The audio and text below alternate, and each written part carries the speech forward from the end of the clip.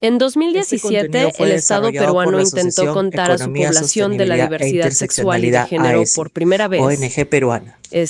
a través de un esfuerzo oficial, y encontraron a poco más de 12,000 personas. 12,000 personas a nivel nacional.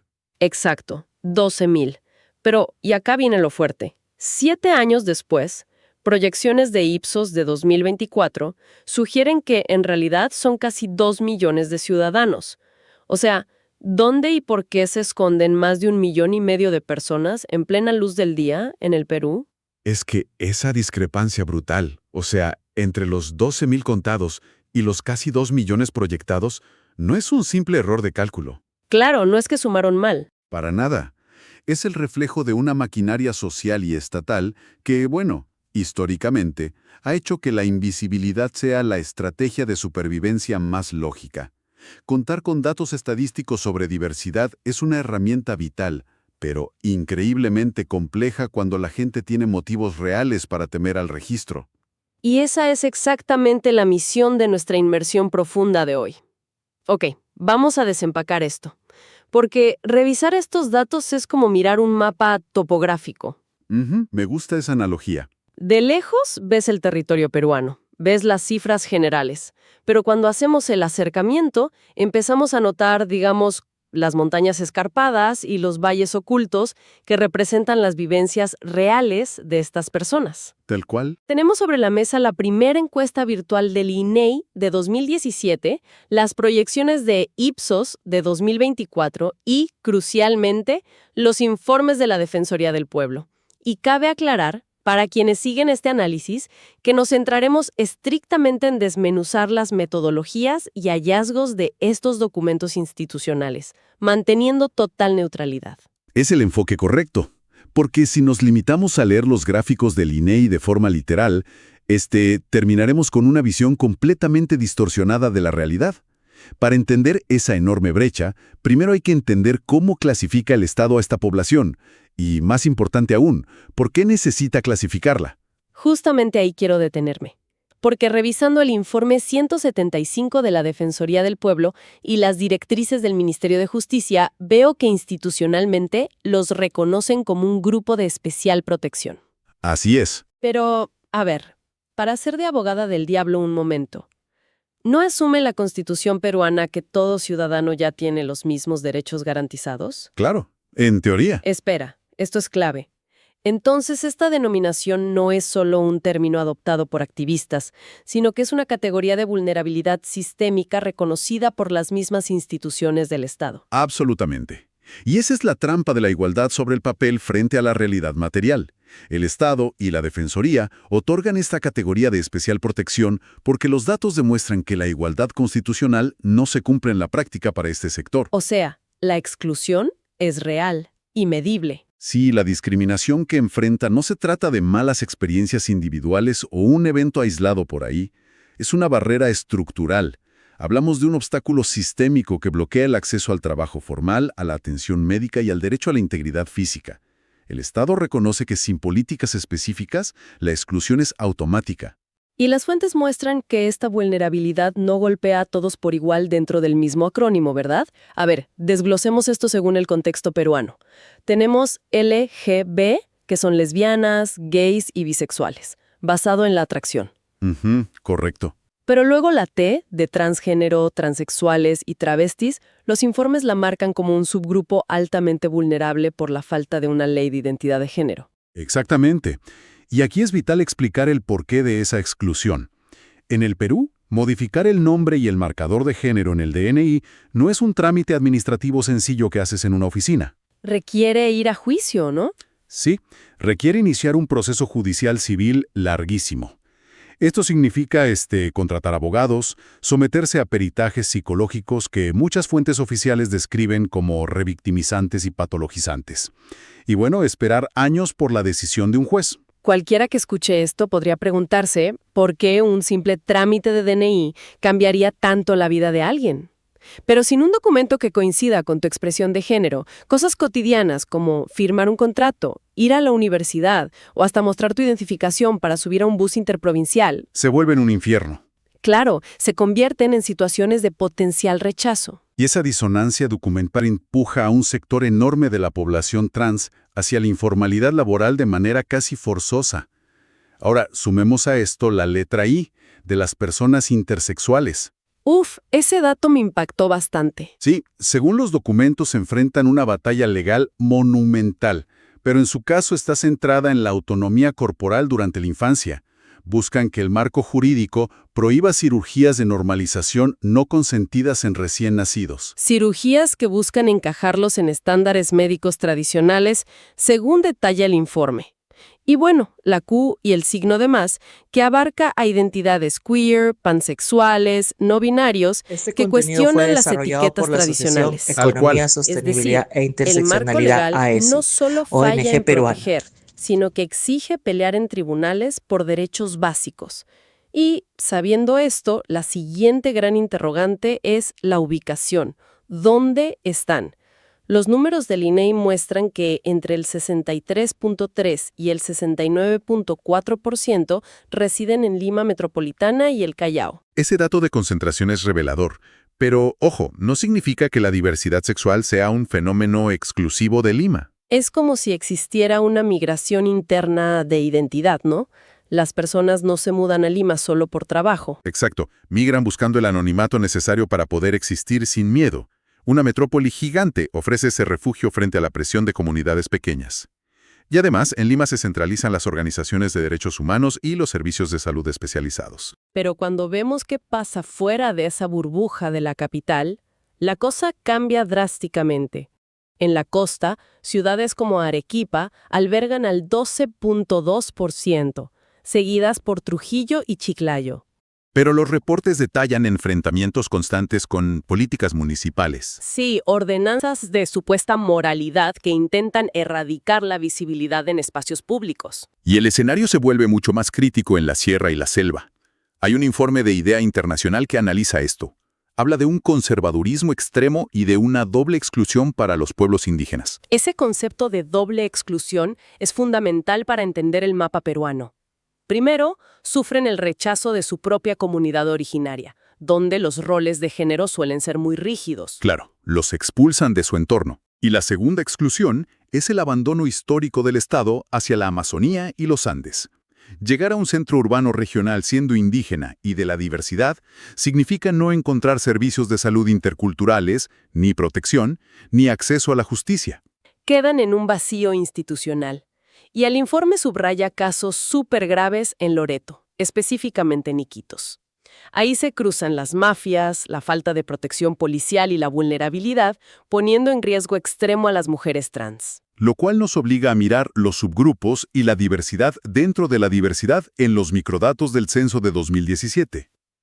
A ver, por orientación sexual, los gays son la mayoría estadística, con casi 40%. 39.5% para ser exactos. Luego, bisexuales con 23.8% y lesbianas con 20.5%.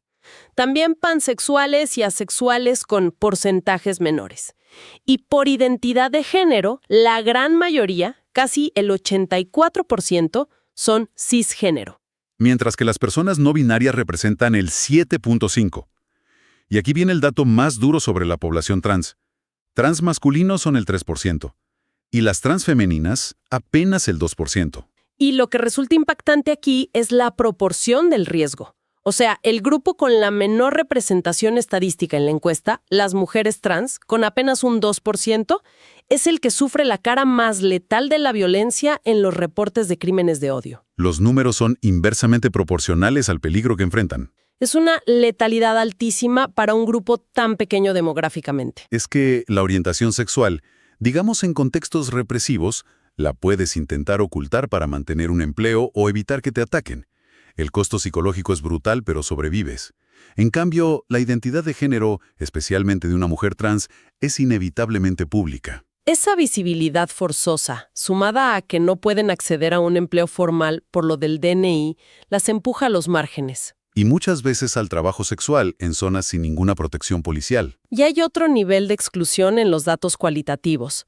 Mientras los hombres gays tienen mayor presencia organizativa, las lesbianas y bisexuales enfrentan una doble invisibilidad.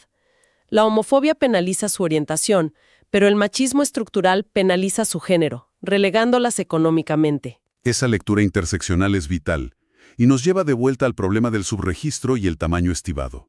¿Cómo cuentas a una población a la que la sociedad obliga a esconderse? Aquí es donde se pone realmente interesante la cosa, porque el INEI logró 12,000 encuestados en 2017, pero la encuesta fue virtual y solo en español. Sí, una limitación metodológica enorme.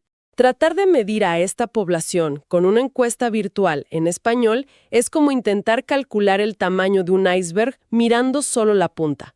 Automáticamente se excluyó a la base del iceberg, o sea, a quienes no tienen internet, no hablan castellano o temen por el rastro digital de sus datos. Es un sesgo de selección metodológico clásico. Al ser por internet, dejas fuera a zonas rurales, a poblaciones que hablan quechua o lenguas amazónicas, pero sobre todo, como bien dices, dejas fuera a los que tienen pánico. Es una población oculta. Y el miedo no es paranoia. El informe defensorial 175 es súper claro. Ante situaciones de discriminación, solo el 4.4% de las víctimas denuncia. Piensa en lo que eso significa estadísticamente. Más del 95% de los actos de discriminación ocurren en silencio institucional absoluto. Es altísimo. La gente no denuncia por desconfianza en las autoridades. Temen burlas o que el proceso exponga su identidad frente a sus familias y empleadores. Y si el 95% no denuncia un delito por miedo, menos van a entrar a una página web del gobierno a dejar sus datos. Por eso chocan tanto las cifras. Ipsos, en 2024, usa proyecciones probabilísticas y estima que el 8% de los adultos peruanos, más de 1.700.000, se identifican con una orientación no heterosexual. Y esa brecha entre los 12,000 y el 1.700.000 es la medida exacta del miedo y la exclusión. Pero, a ver, para esa punta del iceberg que sí logró ser contada en 2017, ¿cuál es su perfil sociodemográfico? Los datos sobre edad, género y educación revelan algo súper contraintuitivo. La famosa paradoja demográfica. Por ejemplo, el nivel educativo. El 60.6% declaró tener educación universitaria. Entonces, ¿qué significa todo esto? Si alguien lee rápido el informe, podría pensar, están en una excelente posición socioeconómica. Claro, parece un grupo sumamente privilegiado. Pero esa es una ilusión estadística que invisibiliza a quienes ni siquiera pudieron terminar la escuela primaria por el acoso, ¿verdad? Es un sesgo de supervivencia clarísimo. Los que respondieron son los que tuvieron internet, recursos y un entorno seguro para estudiar. Las instituciones como la Casa Trans Zuleimi denuncian constantemente este sesgo. Sí, leí su recorte. Las mujeres trans sufren expulsión escolar temprana por bullying y la falta de protocolos de los colegios para respetar su identidad. Y eso destruye sus oportunidades laborales de por vida. Y el impacto en la salud mental y familiar es devastador. Un 3.6% de los jóvenes de la comunidad son estadísticamente ninis, o sea, ni estudian ni trabajan, pero no por falta de ganas. No, es por crisis de salud mental derivadas del hostigamiento o porque literalmente los expulsan de sus casas al revelar su identidad. Si te echan a la calle sin apoyo, lo último que vas a hacer es llenar una encuesta del gobierno. Tal cual. Y si miramos la edad de los encuestados, hay una predominancia juvenil masiva. El 71.8% tenía entre 18 y 29 años en ese momento. Es lógico por el acceso digital y el cambio generacional, ¿no? Sí, pero esa cifra tan alta de jóvenes invisibiliza a los adultos mayores.